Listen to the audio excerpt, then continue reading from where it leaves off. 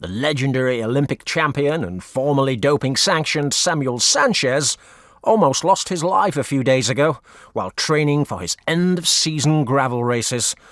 And after suffering a hard fall caused by one of his friends, the client of the life-sanctioned coach Pepe Marti said that if it had not been for his helmet, the consequences would have been fatal, as it ended up completely destroyed, and he couldn't even remember anything about what had happened a day later.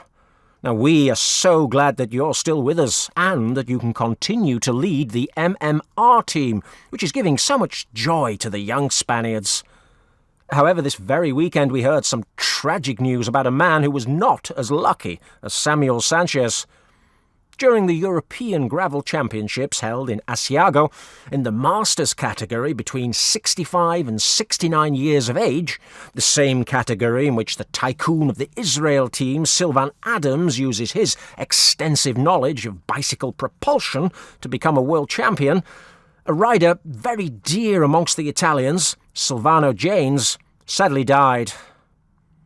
The 69-year-old from Trentino was a true legend in the amateur cycling world, with 5 European titles, 40 Italian national championships, and up to 10 world titles across different disciplines, as he had mastered track cycling, mountain biking, road cycling, gravel, and even ultra-long-distance racing.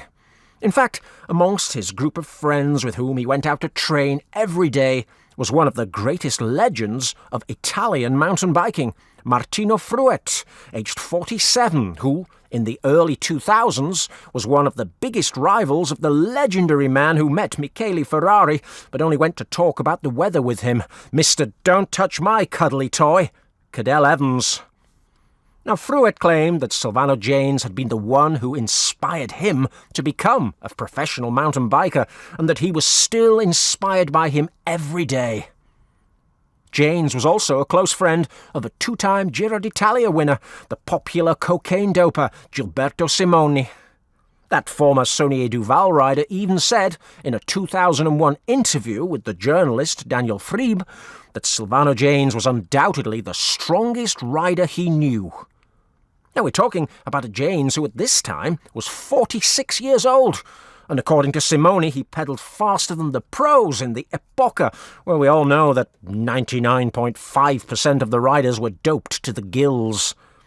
And not only that, but we heard stories that Janes was already sweeping the Italian calendar in the late 1970s, which allowed him to meet legends like the doper Francesco Moser, and to get enough contacts to sponsor in the previous decade the popular Giro del Trentino, now sadly called the Tour of the Alps. Well, a man as well prepared as Janes could not overcome a not-too-hard section of the Asiago course. Something strange for a cyclist who, like him, pedalled daily, as we can see on his Strava, where he showed how he did rides of 50 kilometres whilst whistling quietly. He could not overcome that section due to a cardiac arrest in full competition. And yes, I know there will be many conspiranoids who relate it to the infamous jab.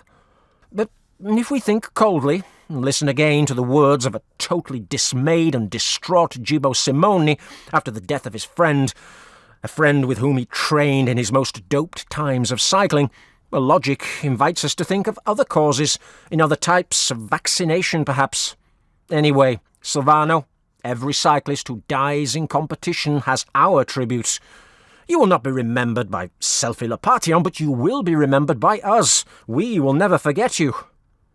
Make sure you follow us on our personal Twitter @UncleCycling for more news, and you can subscribe to this channel for more cycling videos. And now, yes, let's analyse the latest news from the world of cycling. We start by talking about the Slovenian skier Primoz Roglic, who in a recent interview in the Slovenian media, Siol, wanted to make it clear that even though he's 35 years old, he wants to continue improving in all aspects as a cyclist, and that he still has the necessary motivation to compete.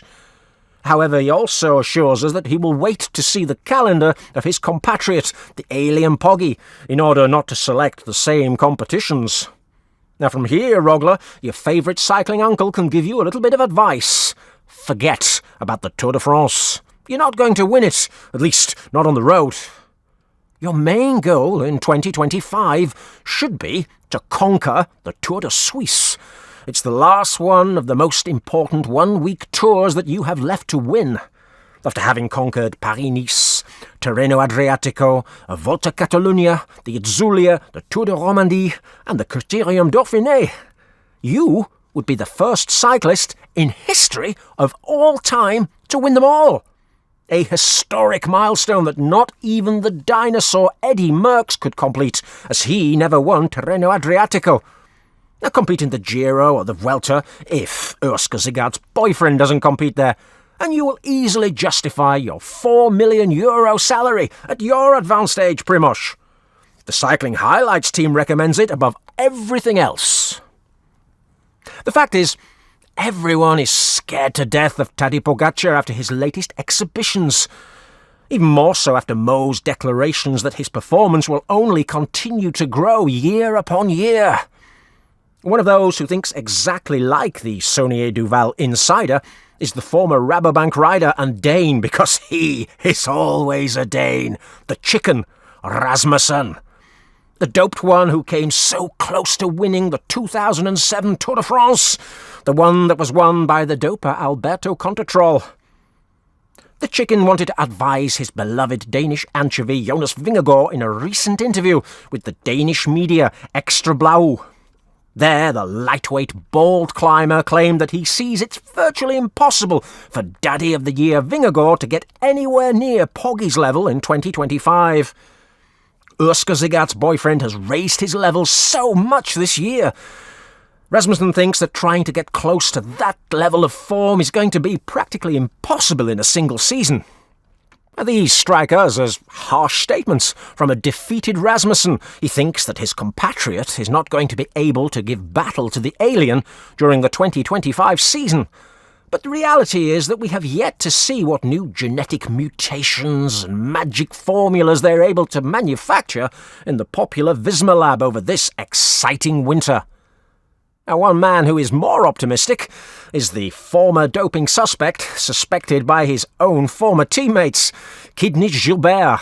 In his current work as a Eurosport commentator, he said that while it is very boring to commentate on races where Poggy attacks with 40 kilometres to go and you know that he's going to win, he says that team managers, including his very close friend Patrick Lefevere, are the ones who must create new tactics to prevent this from happening as often as they can.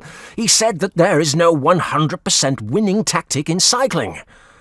Interesting. Now, what is very clear is that these winter months are going to be critical. So let's get ready to see all kinds of groundbreaking stealth preparations that will attempt to end an alien domination never seen before in cycling history. Rest assured, we'll be here to tell you all about it. And now, stop by the video on the screen. You'll love it!